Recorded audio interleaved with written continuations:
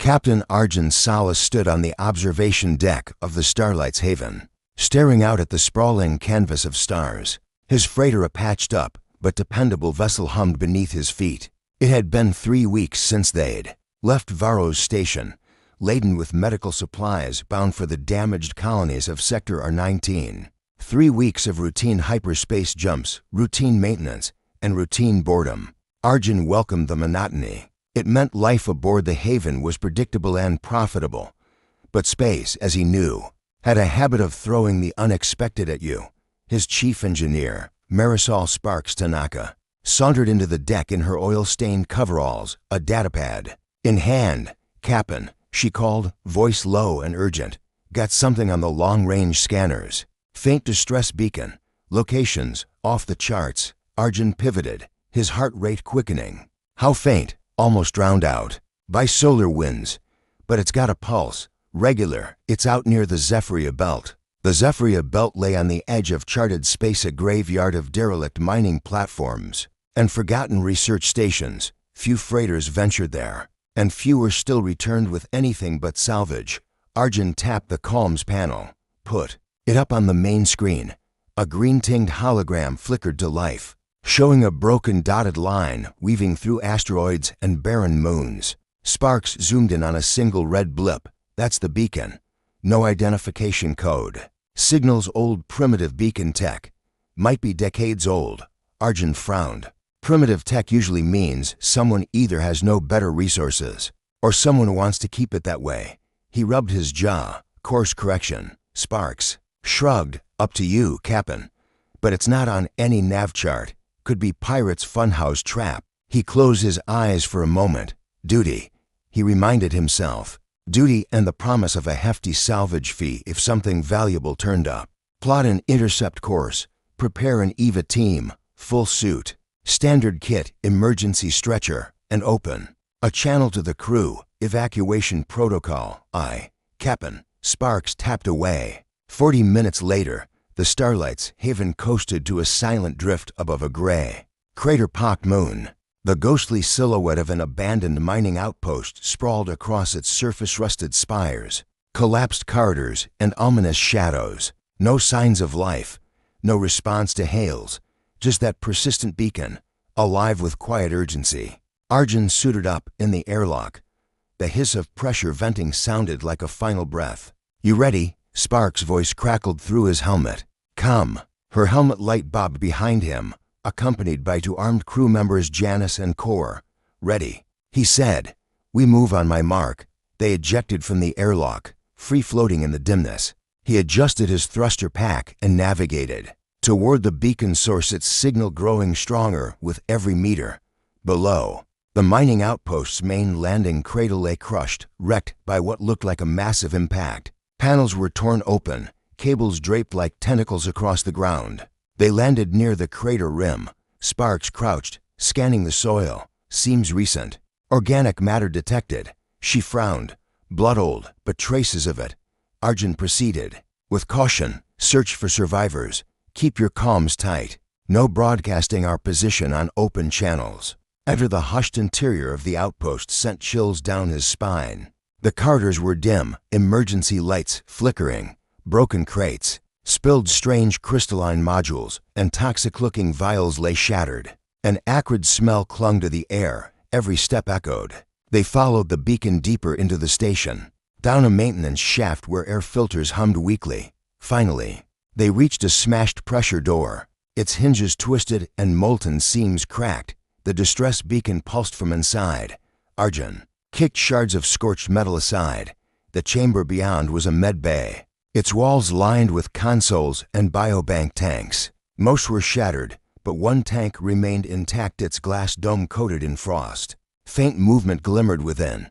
He dropped to one knee. Through the frost he glimpsed her, a slight figure, curled in a fetal position, her skin glinting violet where scales peeked from beneath a shredded bodysuit. A soft moan escaped her lips. From his suit's speakers, a garbled cry. "Save me." "Got her," he whispered. Sparks maneuvered the emergency stretcher forward while Janice and Core secured the perimeter. Arjun jacked open the med bay panel, rerouted power to the biotank, and initiated the environmental stabilizer. The dome hissed, melting frost into vapor as the glass cleared. Salisal's eyes flicked open, great bronze orbs pooling with shock. She coughed as atmosphere filled the suit. Alarms chimed faintly. Arjun eased her onto the stretcher, careful not to aggravate any hidden injuries. Hull breach detected, Core said, scanning the room. Outpost collapsing. We need to move. With practiced coordination, they lifted Salisal and bolted. They retraced their path as the old station groaned, power flickering, gravity failing. Near the entryway, a final quake rattled the structure. Sparks fired a magnetic tether into the ceiling, and they ascended through the shaft above collapsing. Debris. Back outside, they deployed thrusters and headed for the shuttle. Below, the outpost imploded in a roar, collapsing in on itself like a dying star. Aryan's chest tightened at the sight of dust and ruin. On board the Haven, in the isolation ward, Salisal lay pale and trembling. Her suit was hooked to the med-synth, which pumped life support serum through the tubes, still unconscious. She was fragile as starlight. Arjun stood at her side, studying her unusual physiology, skin of opalescent scales that shimmered faintly in the wards, luminescence, subtle ridges along her cheekbones suggesting heightened sensory organs, and a slender neck that hinted at a graceful but alien anatomy. Sparks approached, datapad in hand, vitals stabilizing. She has a complex circulatory system, 3 heart chambers. The suit's compounds optimizing seamlessly. She should regain consciousness in a few hours. Arjun nodded. Good work. He looked down at Salisal's closed eyes. Poor thing. I don't know what brought her here, but she almost didn't make it. When Salisal's eyelids fluttered open, her gaze found Aryan's. It was an electric moment, human and alien eyes locking across the boundary of metal and glass. Her breathing was rapid, panicked. He placed a gloved hand against the bioglass partition. Easy. He murmured, "You're safe now." In that instant, something passed between them, an echo of thought, a surge of emotion, not words, but feelings, fear, relief, and a fragile tendril of trust. Arjun felt it tug at him, as though the very air formed a bridge between their minds. She attempted to speak, voice hoarse and melodic. "Mate." Aryan's breath caught. "Mate?" Her brow furrowed. A second later, a washed-out image formed in his mind of figures bound by glowing ribbons, standing together against the dark void. It was not language. It was a concept, bond, union, kinship. He straightened and cleared his throat. I'm Captain Arjun Salas. You're safe aboard my ship." He gave a small, reassuring smile. "We'll take care of you." She nodded slowly, scales pulsating with faint light. Her large eyes met his again, and the shimmer between them grew stronger, an unspoken promise that this encounter was more than a rescue. It was the beginning of something neither could yet name, but both felt in the marrow of their bones. Above them, the Starlight's Haven sailed on, engines glowing against the starry night, carrying its precious passenger toward a destiny neither human nor Eltari could have foreseen. The Eltari homeworld light years slid past the viewport of the Starlight's Haven. As Arjun Salas settled into the captain's chair, his hands steepled beneath his chin, he'd ordered a slow drip of synth coffee, bitter, black fuel for a weary mind as he reviewed the sparse data Salisal had managed to transmit. Before trauma seeped into her dreams, her homeworld, Lysorian, lay in the uncharted field beyond the Colossi expanse. No human scanner had ever photographed its floating isles or mapped its bioluminescent forests.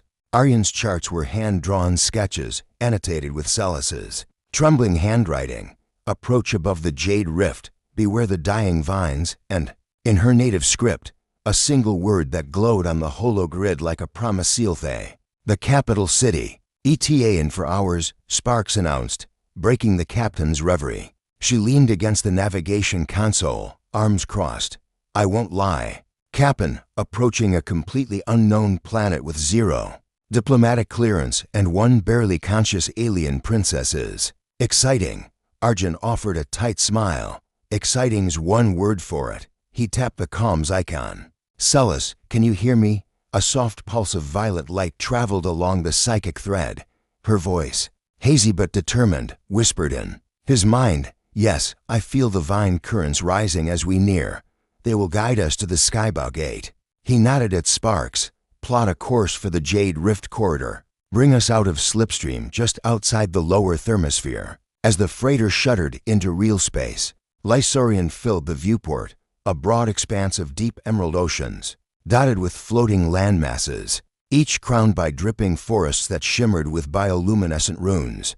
Towering spires of white, vine no thicker than tendrils of silk spiraled upward into the clouds, cradling crystalline platforms that glowed like a constellation come alive. By the stars, Cor muttered from the weapons station. Janice stared, slack-jawed. Even Sparks fell silent, her usual banter lost in awe. Aryan's chest tightened. He had saved Celis from death, and now he would deliver her to a world more wondrous than any human had dreamed. He activated external scanners. Gravity gradient is stable. Atmospheric composition matches her readings. High oxygen, trace xenon. No hostility detected. Celis's mental voice trembled with relief. They sense you. Even those we have not seen. The vines whisper your arrival. A camera feed blinked alive on the holoscreen, showing the Jade Rift, a vast canyon carved into the planet's green canopy, its walls draped in living roots that arched overhead like a cathedral of foliage. At its mouth hovered three enormous skyward platforms, tethered by colossal vines that pulsed with living light. Incoming hail, Sparks reported. Arjun switched to the comms channel. A voice sing-song and accented by the resonance of thought echoed. In his suit speakers, Freighter Starlight's Haven. You approach sacred Lysorian airspace without sanction. State your purpose and identity. He spoke carefully. I am Captain Arjun Salas of the United Trade Coalition. I bear Princess Celisal of the Altari. She was grievously wounded in space, and I rescued her. We seek safe passage to the capital Sealthay. The silence that followed felt like eons. Then, softly, land at Skybow Gate. You will be escorted by the Guardians of the Vine. Moments later, magnetic clamps latched onto the freighter's hull. The engines dimmed to a whisper, and an external ramp folded down. Celis, now seated in a hover stretcher, was guided by divine-clad attendant tall figures with eyes like molten amber.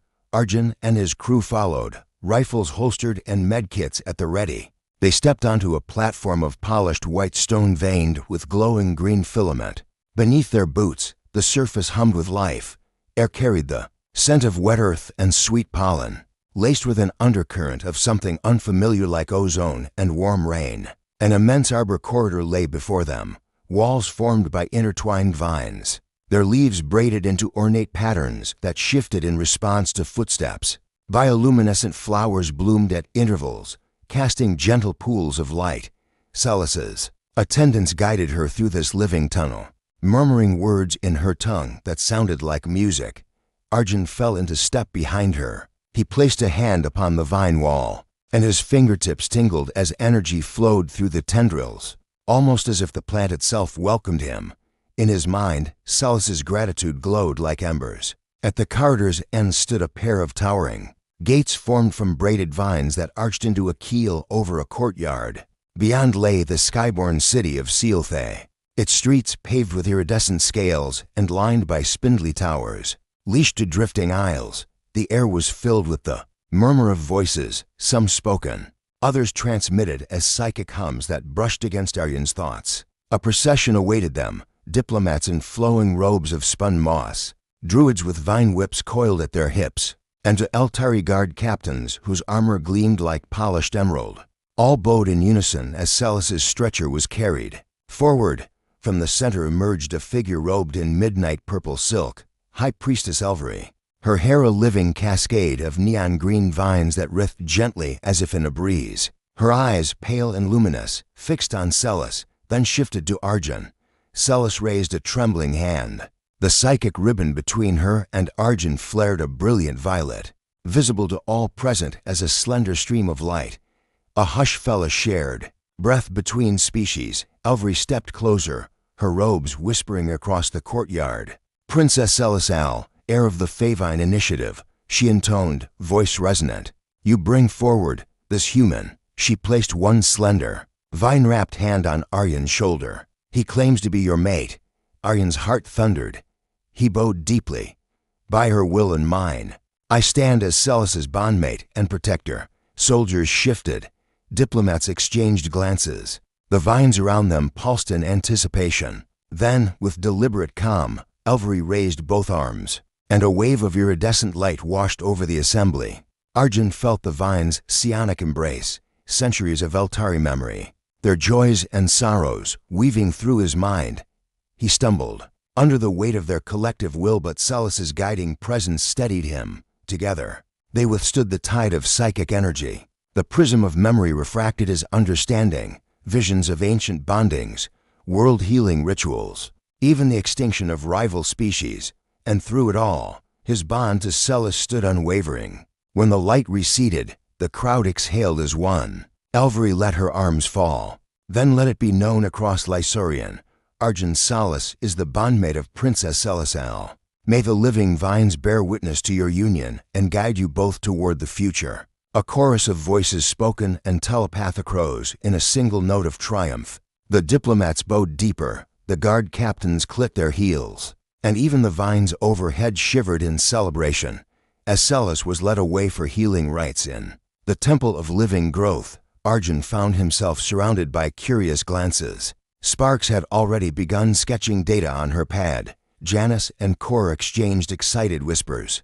Arjun allowed himself a small smile. Though the Eltari world was still riddled with unknowns and potential dangers, he no longer felt like an outsider. The psychic bond with Celis had woven him into the tapestry of Lysorian life, and as the twin moons rose over the floating isles, he knew the adventure was only just beginning. Ask Chagd. Intrigue beneath the vines, Celisal's recovery in the Temple of Living Growth was swift but solemn. For 3 days and nights, bioluminescent tendrils wrapped around her hover stretcher, infusing her with restorative sap, while weavers of vine silk chanted ancient lullabies. Arjun spent that time in the courtyard outside the temple, pacing beneath vines that glowed like starlight. His mind restless with questions. Was the council truly welcoming, or were hidden blades poised to strike him down? On the 4th morning, Celis emerged, hair unbound, skin radiant, eyes bright with renewed strength. She beckoned Arjun into her private chamber, a domed room hung with living tapestries that wove shifting patterns of leaf and flower. Elvery's second-in-command, Druid Captain Mailer, stood guard at the threshold. "Thank you, Celis," murmured as Arjun entered. Her voice held a new steadiness. "I am well, thanks to the temple's care, and to you." She offered him a cup of violet-hued nectar distilled from heartvine petals. Arjun drank. A gentle warmth spread through his chest, and he felt the bond between them pulse and sink. Before he could speak, Mailer's narrow face appeared in the door.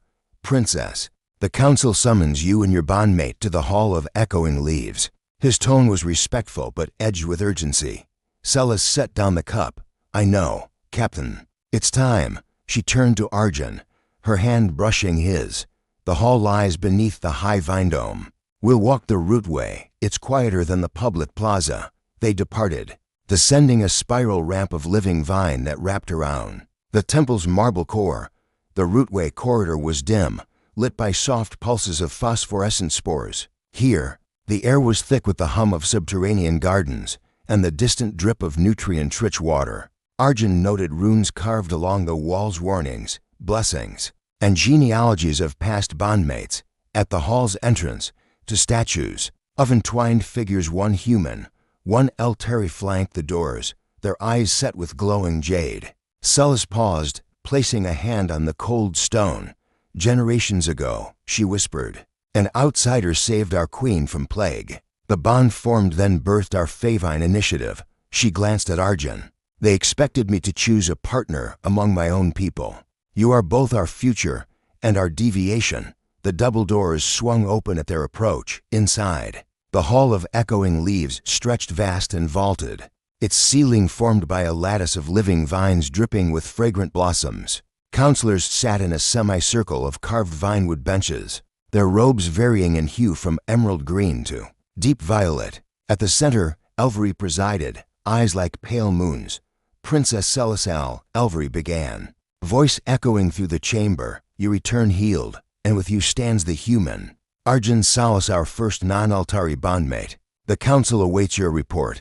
Celis stepped forward, the psychic ribbon to Arjun shimmering brighter than ever. Honored counselors, my bondmate and I have sensed ripples in the vines beyond the city, whispers of discontent. Shadows stirring in the Favine Initiative's outer farms. She paused, meeting each face in turn. I dreamed of poisoned sap and fractured vines.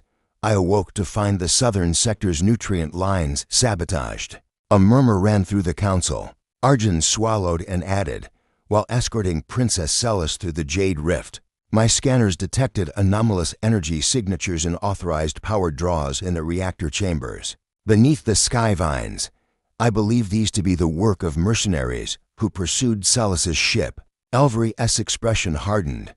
We have intercepted rumors of a human warlord, Kane Vox, at the head of a rogue clan. He seeks to cripple the initiative and traffic our bioengineered flora as weapons. She rose, pale hair vines quivering. This is treachery against Lysorian itself. You, Arjun Salas, know his tactics. Will you lead a small strike force to root out these saboteurs? Celis pressed his arm as if granting permission. Arjun felt the council's psychic weight pressing on him, but also the solidarity of Celis's faith. I will, he said, but we must move carefully. The saboteurs could be embedded anywhere in farms, in guard posts, even within the council. Elvery nodded. So be it. We assign you a cadre of Vineguard Rangers, elite trackers, bonded to the forest, and Celisal.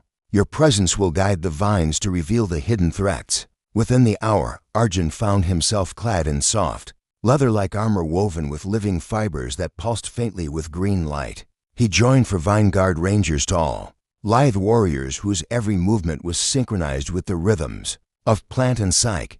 Celis walked beside them, her bond light tinged with determination.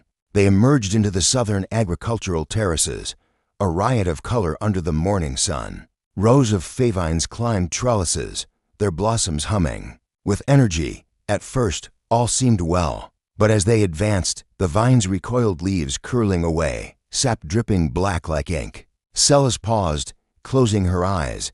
They withdraw from us. Something taints their memory. She knelt by a broken nutrient conduit, its channels scorched. Arjun crouched, scanning the scorch marks, high-energy plasma, too precise for natural decay. A ranger named Talus knelt beside him. We tracked footprints here, boots far into these lands, metal cleats. He drew a map in soil. They come from the cavern of whispering roots, an old smuggler's den now abandoned. Celis rose. Then that is where they must be stopped. She turned to Arjun. Together, their gazes locked. The psychic ribbon between them flared into brilliance, flowering tendrils of light that wound around their joined hands. Arjun tasted Celis's resolve, her hopes woven with love, and felt his own heart ascend to meet it. As dusk fell, they skirted across the jagged rim of the cavern. Shadows billowed like sentient smoke, and vines writhed in protest. At the mouth, they paused, at once hunters and hunted, human ingenuity and Altari mystic united. Arjun drew his pulse blade. The rangers notched bioluminescent arrows. Celis inhaled, channeling the vine current into a radiant pulse of psychic energy that rippled through the cavern's entrance. The vines around them responded, parting to reveal the darkness within. Ready? Arjun whispered. Together, Celis replied, her voice echoing in his mind like the promise of new worlds. And side by side, human and Altari, they stepped into the maw of intrigue, their bond lighting the path where shadows sought to claim Lysorian's very soul. Moonlight filtered through the shattered entrance of the cavern of whispering roots, illuminating the twisted corridors where favines once intertwined in living art. Now they hung blackened and brittle, tendrils like skeletal fingers clutching at the stone walls. Arjun Salas crouched behind a jagged outcrop of rock, his pulse blade humming quietly at his side, for Vineguard Rangers flanked him. Their bioluminescent arrows knocked but unloosed. At the center, Celisal's violet glow pulsed like a heartbeat, guiding him forward. They had advanced deep into the caverns, following the trail of sabotage broken nutrient conduits, the scorch marks of plasma charges, and the occasional echo of mercenary boots. Every step carried the weight of Lysorian's future, but also the promise of a bond strong enough to heal worlds. Scouts report movement up ahead. Talus, the lead ranger, whispered. His amber eyes scanned the gloom. At least a dozen hostiles, armed and ready. Celis nodded, her expression steeled by determination. We end this tonight. She reached for Aryan's hand. Their psychic ribbon flared, illuminating the chamber in soft violet. Arjun squeezed her fingers, drawing courage from her strength. Together, they slipped around the bend. The cavern opened into a vast chamber, its ceiling lost in darkness. At its center stood Kane Vox, clad in scavenged power armor bristling with ion emitters. He paced before a pulsating vat of stolen vine sap, barking orders at a cadre of mercenaries. Around the vat, dozens of casks lay ready bioweapons waiting to be unleashed. Vox turned, his reptilian grin spreading beneath a visor streaked with Altari runes. Ah, the bondmate and the princess, he sneered, raising a gauntleted hand. Right on schedule, Arjun stood and stepped into the chamber's faint light, his blade igniting. Your sabotage ends here, Vox. Surrender or be cut down. The mercenaries laughed and advanced. Plasma carbines raised. The rangers darted forward, loosing arrows that sizzled through the air and embedded in armored hides. Celis closed her eyes, extending her senses into the tangled vines beyond. With a soft murmur in her mind, she summoned a wave of vitality that coursed through the cavern's roots. Wherever those roots remained intact, tiny sprouts erupted from cracks in the floor, wrapping around the mercenaries' legs, tugging them off balance. Chaos erupted. Rangers and mercenaries clashed in a blur of motion. Arjun slashed through a charging soldier, then leapt aside as plasma fire scorched the stone behind him. He reached Vox's side, blade raised, but the warlord was slippery, ducking beneath the arc of the weapon and firing a staccato burst from his wrist-mounted emitter. Sparks flew from Aryan's blade, but he barely felt the heat. The psychic bond flared, sending a jolt of energy through Vox's armor, short-circuiting circuitry and throwing him to one knee. Seizing the moment, Celis pressed forward, her voice a clarion call in the shared mind. This ends, Kane Vox. Release the sap and surrender. For an instant, Vox wavered, his visor flickering as his systems rebooted.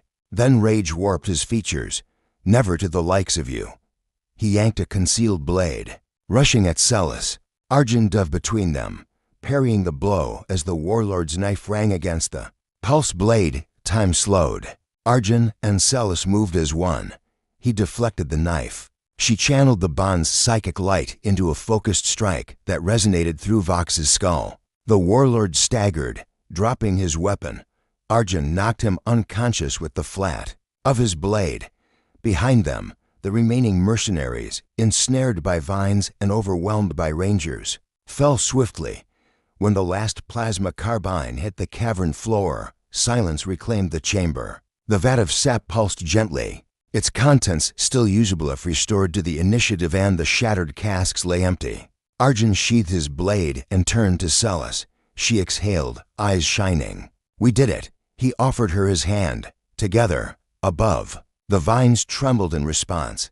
Ghostly green light filtered down through fissures in the ceiling, as if Lysorian itself celebrated their victory. By dawn, the strike team emerged from the cavern, blinking in the soft glow of Lysorian's twin suns. The stolen sap was secured in containment pods, and the mercenaries bound by living vines awaited council guards. Arjun watched as Celis oversaw the handover, her voice calm as she assured her people that the Favine initiative would endure. High Priestess Elvery arrived on a hover sled, her hair vines radiant in the morning light.